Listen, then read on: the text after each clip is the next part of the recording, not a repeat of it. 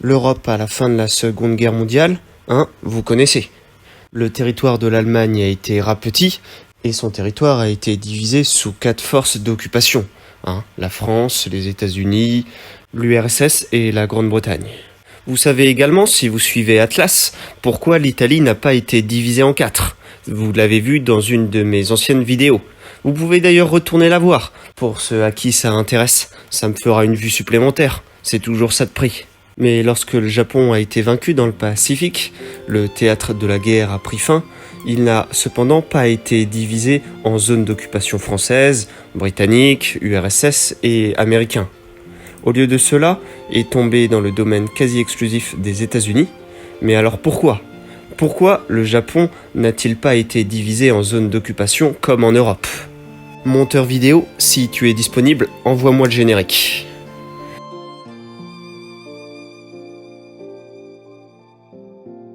Alors, avant d'aborder la raison, vous devriez savoir que le plan initial était en fait de diviser le Japon en 4 zones d'occupation.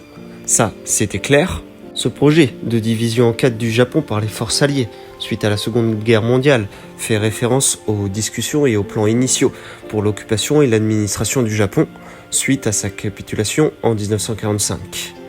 Ces plans étaient en partie inspirés de la manière dont l'Allemagne avait été divisée en zones d'occupation administrées par les forces alliées.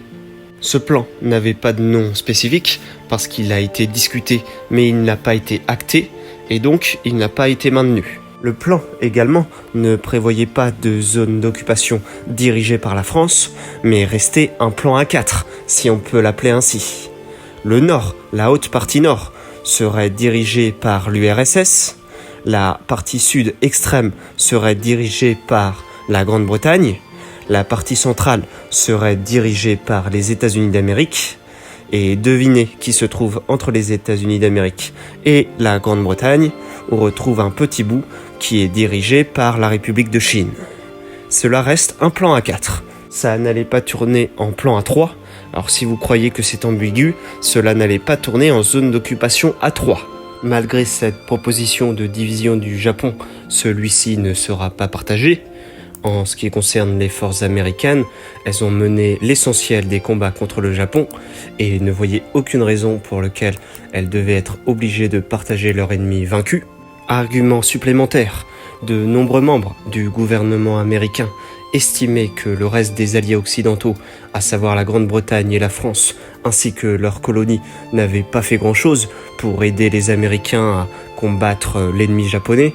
Et qui plus est, les Américains estimaient que les alliés occidentaux n'étaient pas en mesure déjà de garder beaucoup plus de zones occupées qu'ils n'avaient déjà à garder en Europe. Et personne n'allait contredire la grande puissance américaine au vu du nouvel arsenal atomique que cette puissance venait de détenir. À ce moment-là, les Américains sont les seuls à avoir créé la bombe atomique. Ah là oui, c'est un bon argument. C'est un gros argument qui fait que les Occidentaux et l'URSS ont dit oui, on vous laisse le Japon, pas de problème. Vous avez besoin d'un café également ? Au-delà des alliés occidentaux, les Américains ont un rival d'envergure, à savoir l'URSS, et il faut savoir que l'ambiance est très tendue sur l'occupation de l'Allemagne et l'Autriche entre l'URSS et les Occidentaux, et que les Américains n'ont aucune envie de répéter cela au Japon. Pour vous expliquer, Truman était un opposant fondamental au communisme et ils ont donc refusé de partager le Japon. Un accord avait quand même été fait avec l'URSS, à savoir de laisser tout ce qui était au nord de Sakhaline à ceux-ci, et aucun communiste ne devait avoir d'influence au sud de Sakhaline. Les tensions à ce moment-là avec l'URSS étaient à leur paroxysme. En surplus, les Américains avaient catégoriquement refusé de traiter avec les Français, puisque leur rôle dans le théâtre du Pacifique était minime. De leur côté, les Soviétiques étaient désireux d'avoir une partie du Japon sous leur propre occupation. Ils affirmaient avec conviction qu'ils avaient combattu les Japonais sous la Mandchourie et qu'ils avaient des droits à l'occupation du Japon. Cela paraît normal, puisque les Russes ont aidé les Américains à combattre l'ennemi japonais. À eux d'avoir leur part du gâteau. Également, comme vous le savez, nous sommes en période de pré-guerre froide et de période d'influence des libéraux face aux communistes. Même si le Japon est désarmé et n'est plus une grande puissance du Pacifique, il passe sous influence américaine et devient anticommuniste.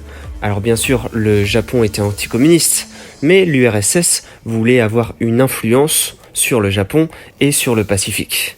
Comme ça, à la limite, s'ils décident d'envahir une deuxième fois le Pacifique, ils le font au nom du communisme.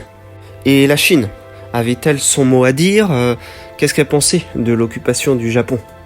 Bon, la République de Chine, pour tout vous dire, n'était pas particulièrement intéressée par l'occupation du Japon continental. Elle dit que cela prendrait de l'argent et des ressources qu'on ne pouvait pas épargner, surtout si l'on considère la guerre civile momentanément interrompue. Chiang Kai-shek était surtout préoccupé avec la récupération de la Mandchourie. On ressentait un climat de guerre civile en Chine et le moment n'était pas d'occuper le Japon, loin de là. Passons maintenant au cas de la Grande-Bretagne, qui elle était désireuse d'avoir une zone d'occupation au Japon afin de diriger elle-même une partie du territoire. Un plan d'occupation a été effectué et mis en œuvre pour l'occupation du Japon, et ce plan s'appelait SCAP, Supreme Commander of the Allied Powers. Le projet est dirigé par le général Douglas MacArthur. L'occupation du Japon sous ce plan a été principalement menée par les États-Unis, bien que des contributions et une présence symbolique de forces alliées britanniques, australiennes, néo-zélandaises et indiennes aient également été présentes. Le but de SCAP était de gérer l'administration du Japon pendant l'occupation, supervisant la mise en œuvre des politiques alliées. Cela incluait la démilitarisation, la démocratisation et la reconstruction du Japon. Une étape cruciale était de désarmer les forces militaires japonaises et de démanteler l'appareil militariste.